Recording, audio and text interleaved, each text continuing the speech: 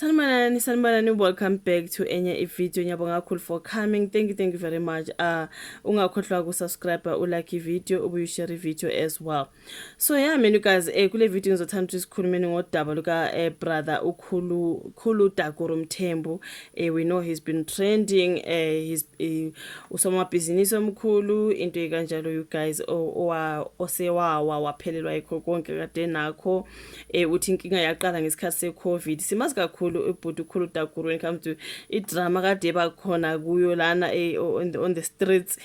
Bekuba khona idrama, siyazi ukuthi ubeshade nodade obelaphana ka The Real Housewives of Durban, u-Annie Dagoro Mthembu. But we heard ukuthi emveni kokuthi inkinga ke zivele zelekane, udade wakhetha ke ukushiya indoda. They are now living separate. This is what we heard.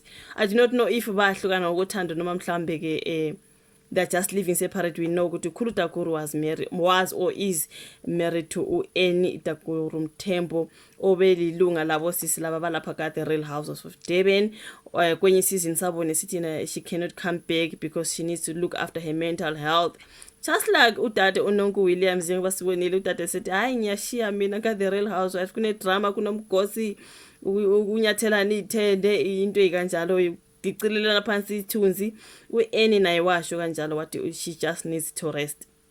Now ngibonile kulesi story ukuthi indoda ke ukhulu Dagoro uyakuveza ukuthi nguyo wathi u-Annie akayeke because wabona ngathi indaba zabo sesemphakathini kakhulu. You know The Real Housewives, that is a reality show. So kuningi ogela abakwenzayo emzini yabo, kuphi kuningi lapha nesikuboniswayo because it is a reality show, right? Abanye sibone ezindlini zabo, emidini yabo, abanye babuye lapha namadoda wabo. So mhlawumbe wabona ukhulu Dagoro ukuthi ngeke azakhona, kufuneka phela ube nemali, ogela abanemali lapha nabanadoda nemali. That is The Real Housewives of Durban ke mntakabawo. So cabanga nje sowuphelelwe imali nje, unkosikazi wakhe aqhubeke laphana, kufuneka imali yalokho, imali, mhlambe ubrother wabona ukuthi girl, I'm no longer managing, so awuyeke le ndaba ye-show because wow, I'm just saying. Kunodaba laphana kabhuti ukhulu Dagoro sezwa ukuthi ke ya uye washiya ke konke, waphelelwa yiyo yonke into, wabuyela ngakuwe eSoweto. Sezwa nje udaba nje. I think ngeke ngenze i-video on this particular channel about udaba lokabhuti. Abantu bethi hayi indoda iyawa ibuye ivuke, akunandaba, uzobuye futhi asithole back into zakhe aziluzile, ngoba kakhulunywa ukuthi uye business like uyolidayisela ube ngumngani wakhe, nguyeserana lelo business akade selithwele nzima, sekuthiwa nabasebenzi abaholi.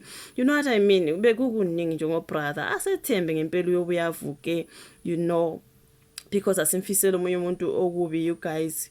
Umuntu njengoba edumile nemali zakhe uzokuthiwa hayi sekumphelele konke, it's just so sad.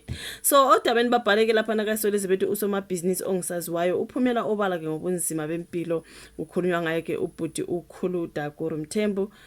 Ukhulu Dagoro Mthembu usephumele obala ngesimo somshado wakhe namabhizinisi abe nawo eThekwini, athi akusekho ngenxa yobunzima abhekane nabo empilweni kusuka ke kugasele iCovid-19. Ukhulu ubekhuluma noMo noPhindi kwi-Love Marriage a Family podcast.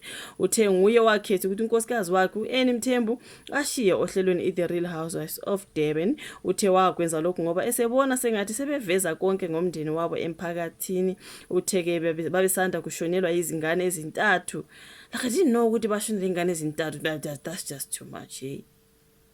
Uthe babesanda kushonela ingane ezintathu ezachitheka nokwaba isikhathi ke esinzima empilweni yabo. So ukhulu uthe impilo yaqala kuba nzima kuhlasela iCovid-19 eyamenza wangasebenza ngokukhululeka ezindaweni zakhe zobumnandi iluma neviews at 25. Uthe ngemuva kwalokho ke bahlaselwa umlilo kaningana abangazi ukuthi wawuqhamukapi emabhizinisini ahlukene, kwahlasela nje nezikhukhula. Zonke lezi zinto zenzeka nje ngokwehlukana, futhi wathi siyazibuza ukuthi kwakwenza empilweni yethu, kodwa ukufika kwe-COVID-19 kwenza ngabona sengathi umhlaba nje uyaphela. Ngaqala ngenza izinto ngendlela yokunganaki, ngazinikela ekuphuzeni utshwala, ngaze ngaba naso ke nesikhathi sokuba nomndeni wami nabantu abasondelene nami. Ngonyaka odlule usuku nosuku ngangiphuza amabhodlela amabili ewayini ngenxa yokuthi izinto ngase ngibonile ukuthi azihambi kahle. uke wafika isikhathi lapho ngizikhuza khona kodwa ngabona ukuthi ngiyahluleka ngakhetha ukuyofuna usizo esikhungweni esithize eGoli nakhona ngabona ngizichithela isikhathi kwaze kwaba yimina engizitshela ukuthi ngifuna ukuyeka lempilo. Ngikhulu Dagoro lo you guys echaza njengoba bebhalile uthe izinto azenzile empilweni yakhe zilimaza abantu abaningi njengoba ke amaphutha awenzile ebona ukuthi izinto azihambi kahle so uthi mina engabona singathi impilo yethu sesiyiveza kakhulu emphakathini lokho nje kukodwa ngabona ukuthi kwaba nomthelela ekutheni izinto ziqala ukungahambi kahle phakathi ngoba bebenokutrenda benabo atrend ngomjolo ukukhulu Dagoro atrend ngalokho impilo yakhe ngempela vele ibisise emphakathini kakhulu wait unkosikazi wakhe eku reality show esiyibuka each and every week. So I think this is what he's saying.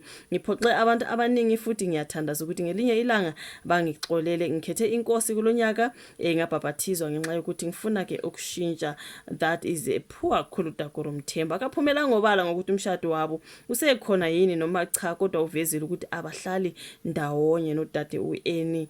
So uthe manje akanayo ngisho imoto njengoba yadliwa esematasa ethenga enqanqatheleni yezitolo iConubia eThekwini. Muva nje uthe uke wagibela ibhasi netekisi eya eGoli esuka eThekwini njengoba ke impilo esezitshelile ukuthi kumele ayiqale phansi. Cabanga ubunemoto zakho nje ungusomabhizinisi uneimoto we choose ukuthi okay I'm going to drive this one today, tomorrow I'm going to drive this one. Manje konke uthi akasenakho siyezwa ukuthi he lost his house, he lost his wife, he lost his cars, he lost his businesses. Ngathi hayibo kwaze kwalahleka konke bo, you know what I mean.